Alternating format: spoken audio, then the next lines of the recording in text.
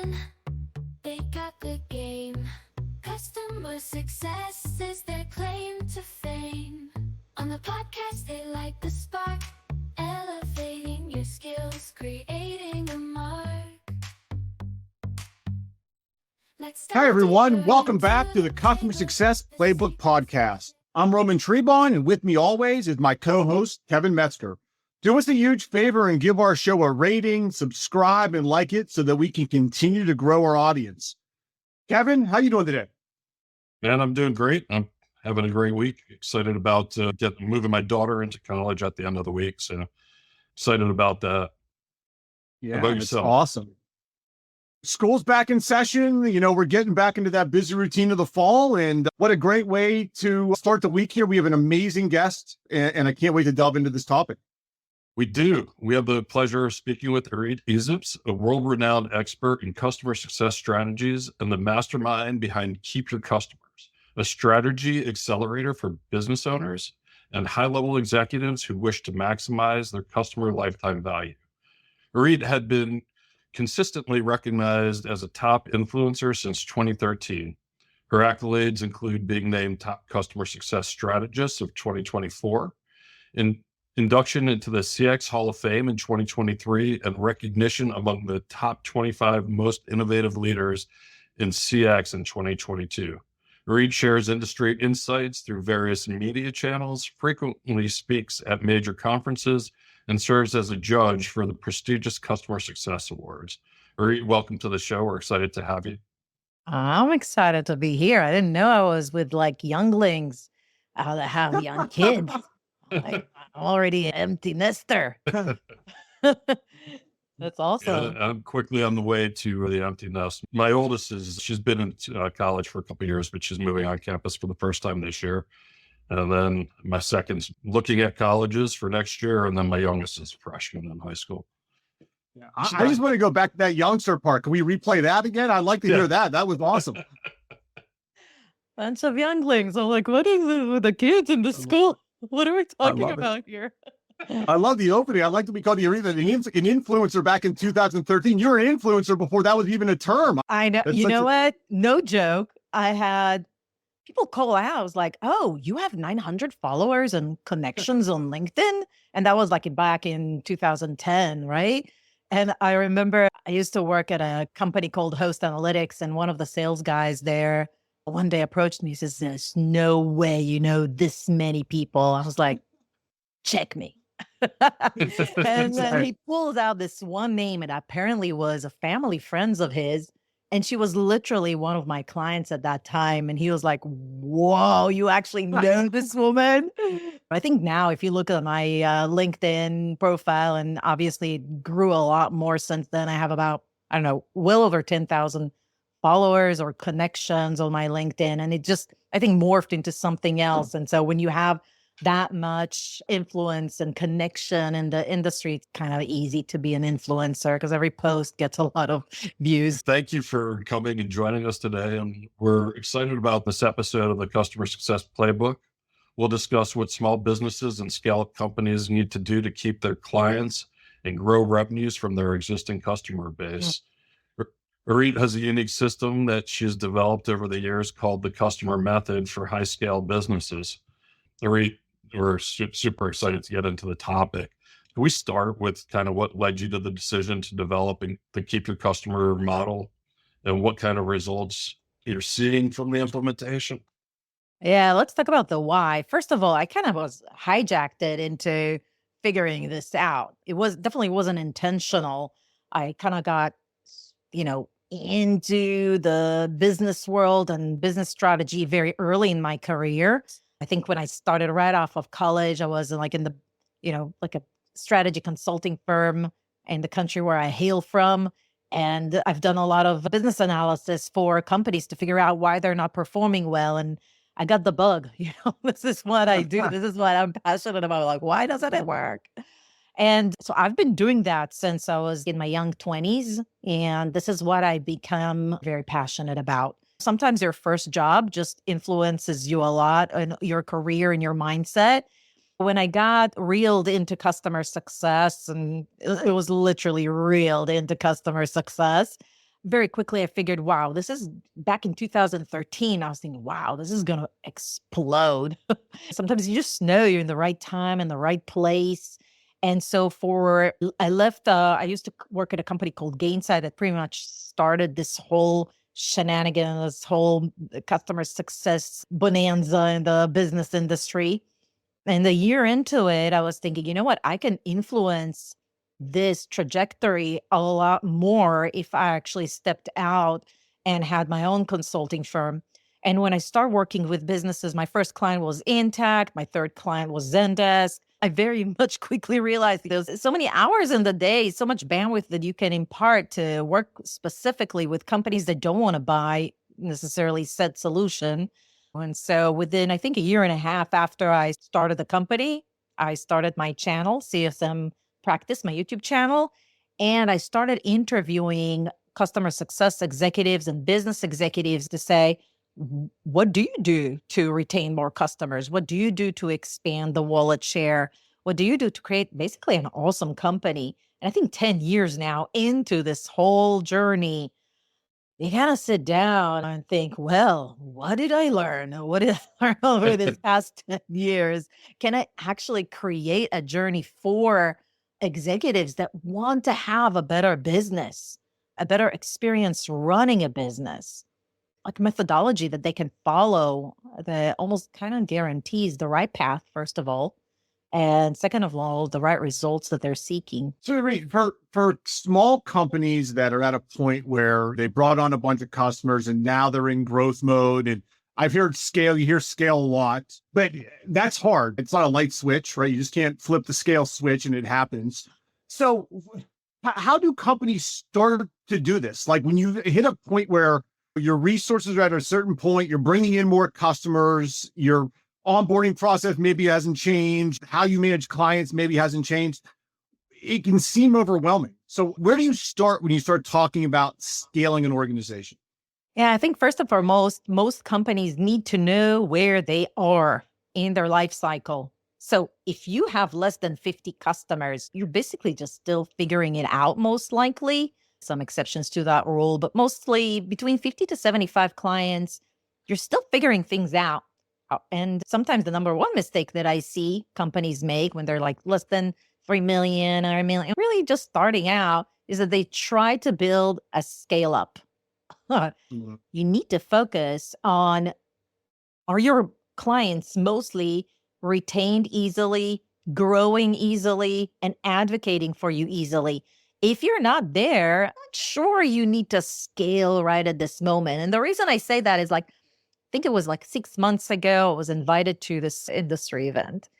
And this poor guy, man, I had his company for 2 years. He had a few customers. Most of them were not, like a bulk of the customer share wasn't even paying because it was a freemium to a premium and nobody was going through the premium process.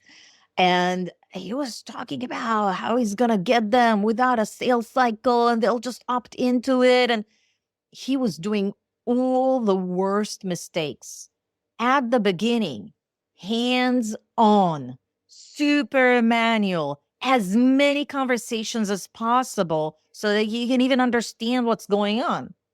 So to your question, what if you already done that?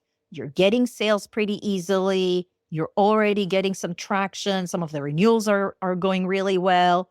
So I think the first step is really to understand where you're at. So there's a couple of things that I want to impare with you. Is it okay if I share my screen? I know this is a podcast, so if anybody's kind of like curious to see what I'm going to draw, they can go into your YouTube channel, I suppose. Yeah. We got some video clips. So first and foremost, I think businesses should be aware of what a great business looks like and where they typically need to put their emphasis on. At the very basic level, they should know that your customers should be successful with your solution. To get to that higher traction, you really need to look at two things: your customer experience and your customer outcomes. Meaning you need to be very good at delivering value and a great experience or a relationship with your customer base.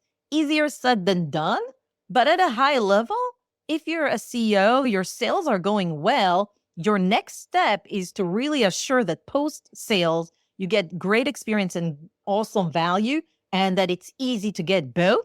This is how you maximize net retention rate. Now, you might think, why is net retention rate super, super important? I'll explain it in a minute as well. But that's like at a very basic level, you have to nail both. I've seen some companies where the experience is great.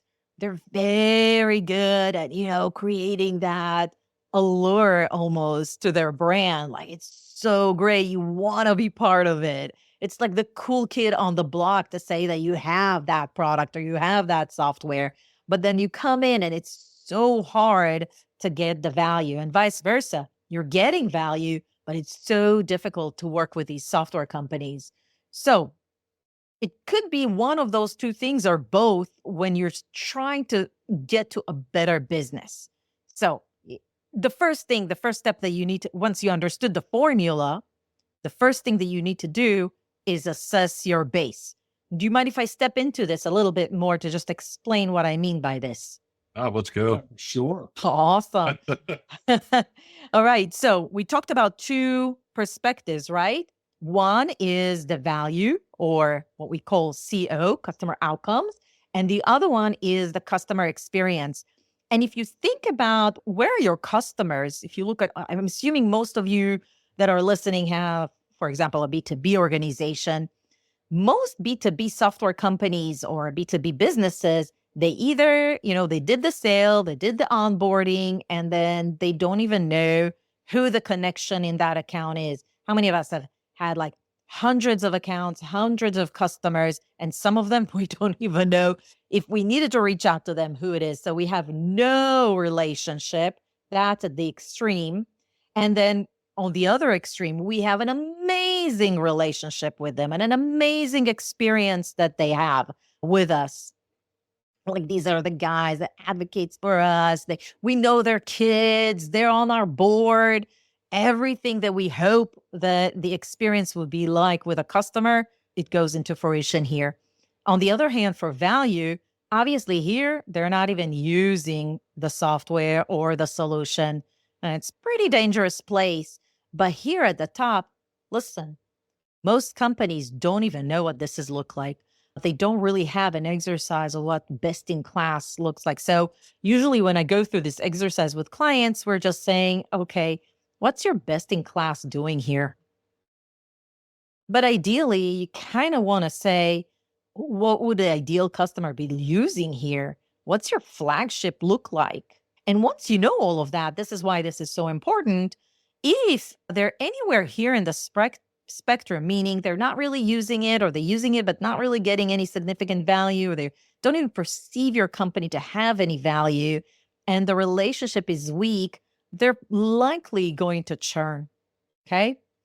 On the other hand, if they are using it, they're getting some value, but you don't know them, they don't know you, they don't have any loyalty or affinity to your brand, the experience is just meh, they've just been using it for a while, whatever the case might be, but they know that they can get value, they're going to churn and go to somebody else. Just spoke to someone that he just churned because they were trying to implement for 3-4 months without success, but they know that they should automate that process they were trying to. So they're just going to look for other competitors, or worse even, build it in themselves. And so, yeah, who sits here? Those that, they have very little value, but you know what? They know you from high school. They really like you. Your brand is super cool in the industry. So even if they're not getting a lot of value, they're going to tell you, hey, listen, this is not working out. Let's work on it. Let's see if we can get some more value because the relationship is so awesome. Sometimes how either relationship or perceived value calls for you getting some value out of that customer or getting them to renew for at least one more year. When we build customer success strategies and put that in place and make our business better, we want to push everybody to be in this top right quadrant where we push them to become best in class and we have an amazing relationship and experience that we deliver.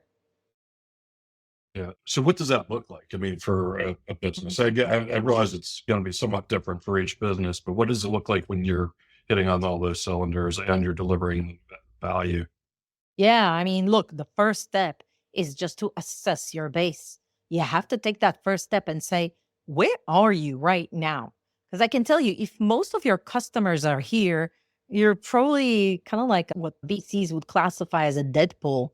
It would be very hard to get any VC, any kind of funding when most of your customers churn and you're not really getting a whole lot out of it. So that's one, assess where you are.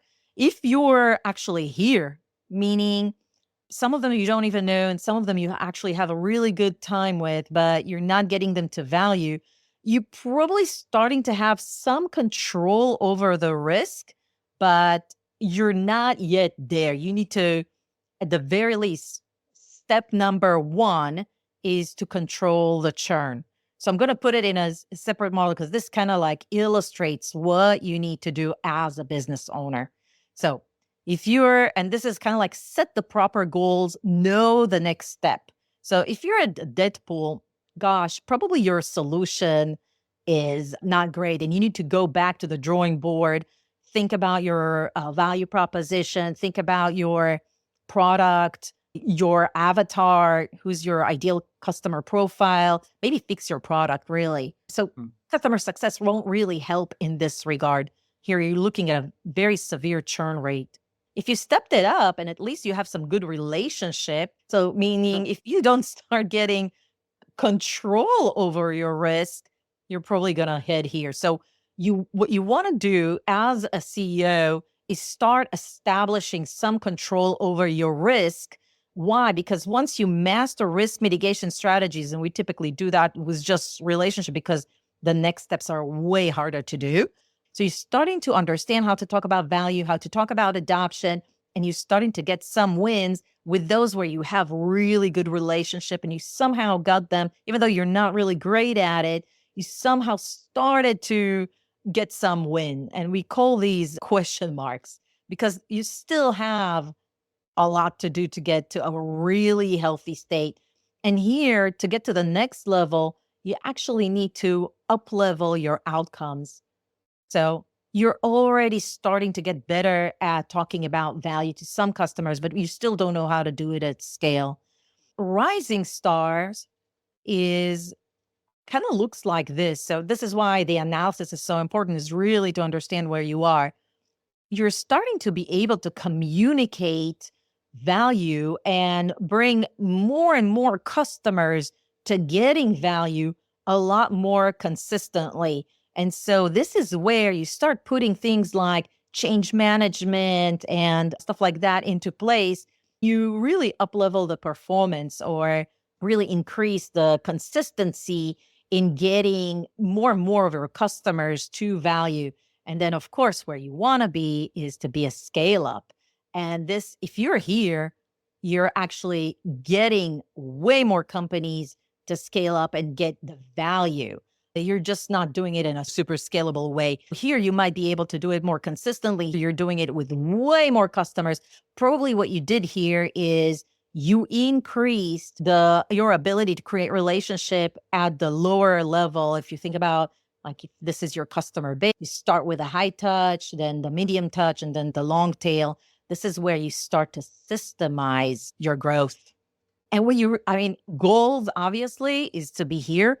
I would say this is almost like aspirational, but if you do get there and you are able to do it consistently, what you find is that your business becomes a legacy, a cash cow like Apple, or a unicorn like some other companies that we know. Although unicorn, I would say this has to do a lot with market conditions, being in the right place at the right time. But I can almost guarantee you could become a cash cow business, a business that everybody really loves working for, because guess what? We're winning for the most part.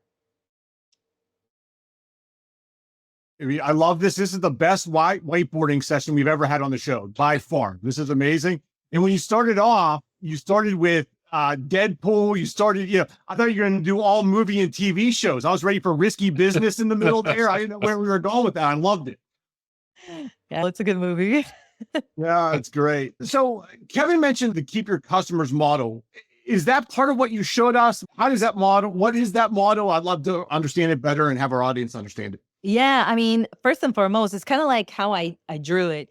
Mhm. Every ladder, every rung in the ladder, we work on something else appropriate to where you are. I think one of the biggest mistakes that CEOs do is they start working on scale, whereas, I mean, get your shit together. Your foundation is not even good. We know what happens when you build a house.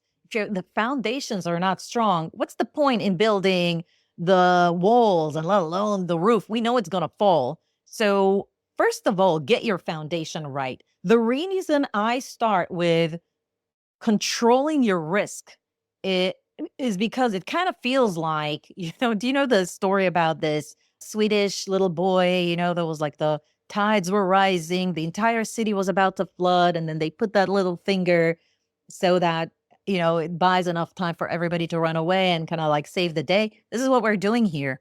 We just learn how to put the finger so we don't feel like there's a flood of risk and churn requests and discount requests coming our way. We learn how to control the conversation. We learn how to diffuse it, first of all, so it doesn't feel so overwhelming.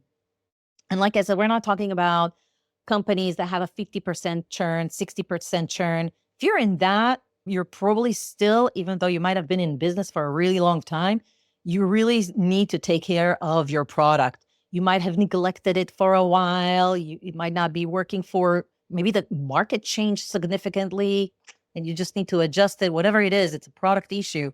But if you're getting to, say, around 80% churn, 85% gross retention rate, 15, 20% churn, control your risk first. When you get to 5, 7% per year, let's talk. Let's have a conversation about up-leveling the outcome, because at that point, your team is not freaking out.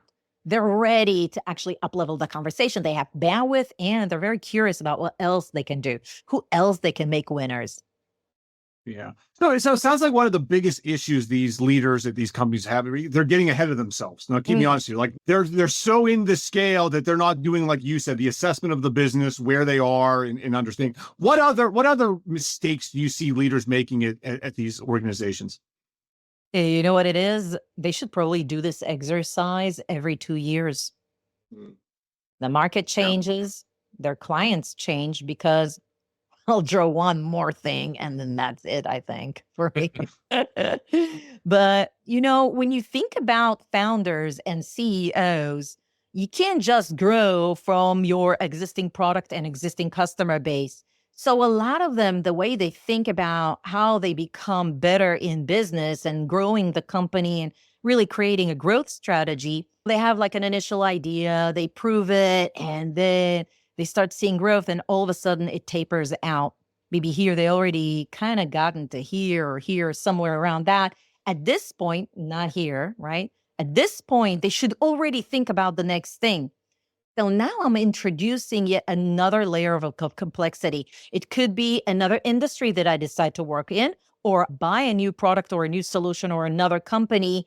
And now I get exposed to either a new client base or I have something to upsell, and I don't go back to reassess where I am and what do I need to strengthen. And if they don't do that, sometimes from here, they go back to here, unfortunately. So first of all, like I said, understanding the formula is really important, because this should be assessed on a regular basis. And then understanding where this is so that you can assess your next step. And sometimes, when we talk about control risk, where is that risk? Is the risk mostly in relationship or in outcome? We need to go back to the basis, really understand what's going on, and then take the right measures to come up with the right strategy. So the biggest mistake that I see that CEOs make is that they hire really brilliant people, very good staff that does the customer success management. They forget what their true role is. It's to lead the company and strategize. They kind of expect the team to strategize on their behalf. Your role as a CEO, just because you have a large team and very talented team, is always to set up the vision. Always. And you should always have a very high level overview of what's going on. Where do you need to put your finger as a CEO to say, this is what we need to tackle right now. And I find that a lot of CEOs, as their company grows, or they might have been in business for 16 years, last 3 years, no growth, and they sort of start blaming the team or get actually disenamorated with their own business. That's pretty unfortunate.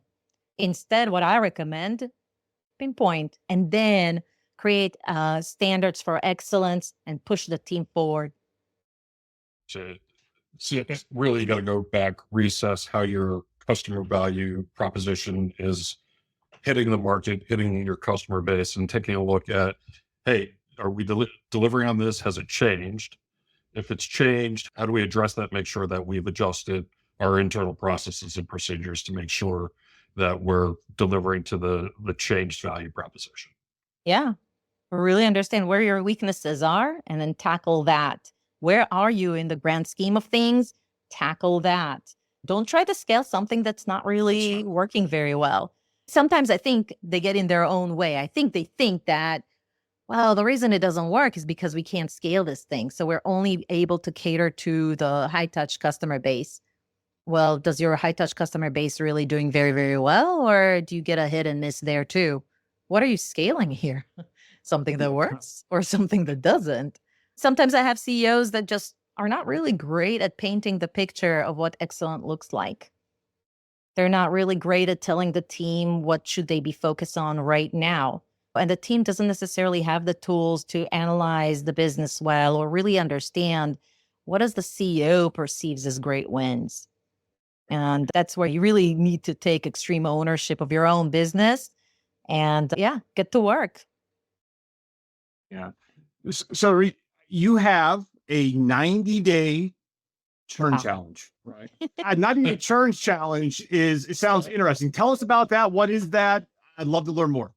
Yeah, I think that sometimes businesses feel like they have a lot of churn. And so if they have anywhere between 20 to 5% churn, I think this program is for them. I think that so what I did is basically established about 12 steps that allows them to really, first of all, get better awareness to what's going on in their business and where the churn really is. The reason I built that as the first step is because we want to prioritize. It's just 90 days. So we want to prioritize getting real clarity around which accounts are we going to tackle first instead of just, getting overwhelmed with thousands of accounts. Then I take them through a journey of, just doing some very simple tactical stuff that they can do to re-engage with dead accounts. And sometimes that alone pushes them in that quadrant towards the right. So we have a better relationship. At least now we can surface the risk up early and do something about that. And the whole idea is that if you establish both, now you get a much better handle on churn within merely 90 days. If you do the work, you do every one of these exercises, you're going to at least reduce churn by 1%, if not more. Because what happens is that a lot of the playbooks that we do to reduce churn risk actually also amplifies the opportunity for upsell. And so even if it's going to do great things for any business, it's just to give them sort of like a nibble, something that's like all my quick wins, all put in one program. And then if they go through that, they're going to get a lot of aha moments. They're going to get better skill set, awesome templates, awesome tactics. Their business is going to be better after 90 days. And then if they wanted to keep on with the journey to learn how to go through the entire ladder, of course, we can talk about doing the full year with me. But the reason we start with that is because if they're kind of like on that ladder, we want them to feel like they can have control over churn and they can go from defense to offense, because no team wins the Super Bowl with just defense, but certainly can't win it without it. But that's the first place you start. You start with a good defense. Yeah, I love that. Not only will you reduce churn, guarantee, but it's probably even more. But then there's opportunities to grow as well. Obviously, you want to plug the hole and stop that. But I'm sure as you're getting into it and doing the assessment and doing the work with the teams, you're like, oh, there's clients we can actually grow. There's growth opportunities here. And that's even more beneficial to the organization. Super interesting. I like that. Yeah, listen, once you open the conversation, you don't know what the conversation is going to be about. Yeah. And if you have the right talk track, everything can happen. So what we find is that a lot of times just opening up the conversation increases upsell by 10%. And you do find that you've got a lot of businesses who are not opening the conversation. Yes, Kevin, I do. A reluctant yes. A reluctant yes. Oh, it's shocking, right? It seems it is shocking though. Yeah, you know what? It's just, I think the ones that come to me, I've been in business for 10 years. Obviously, no one's calling me if they got 125% net retention rate that they can, like, if tomorrow they double their customers, they don't come to me. The people the companies that I get to work with really need my help. So the ones that I speak to, for the most part, don't really have that. Even if they have somebody that reaches out, they don't do it well.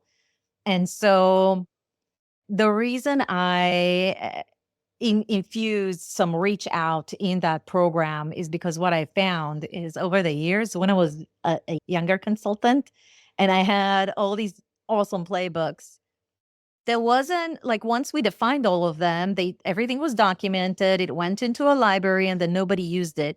This program is so action oriented, it'll blow their minds, because I want them to get out of their comfort zone and from out of thinking into doing. The doing in what causes the change, the transformation.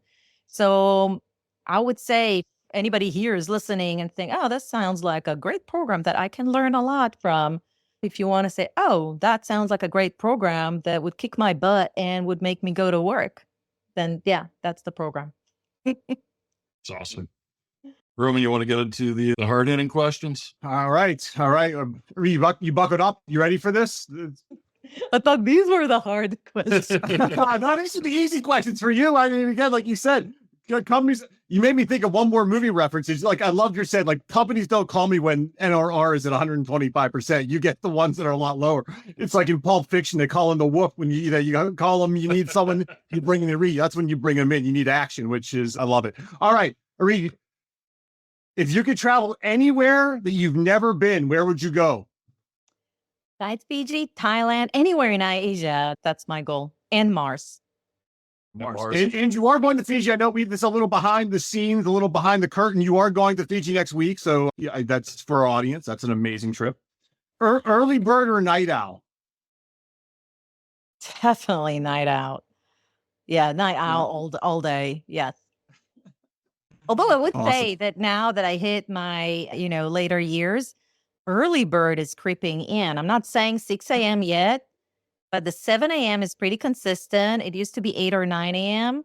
Ask me in 10 years, I might be early bird all the way, but it doesn't go. Yeah, it seems like things are changing. It's shifting now. Yeah. Well, you called up the youngster earlier, so I don't want to ruin that because I get up at like 4:30, so I don't know what that means. I used to go to sleep at 1 a.m. every day and then wake up at 8 a.m. every single day. And now I find it really hard to concentrate after 9 p.m. Yeah. So, I bet. there's that. What's one of the more interesting books you've read recently? I want to say it would be the one behind me by Wayne McCulloch, The 7 Pillars of Customer Success. Great read. What I love about it, everybody's like a little bit of a different way of thinker. And I think I'm the how person, the how and the what. And this guy does a really phenomenal job with it. Lots of how-tos, very well established framework that I really resonated. I read a lot of customer success books. This one resonated with me the most, and that's why it's right here, right behind me.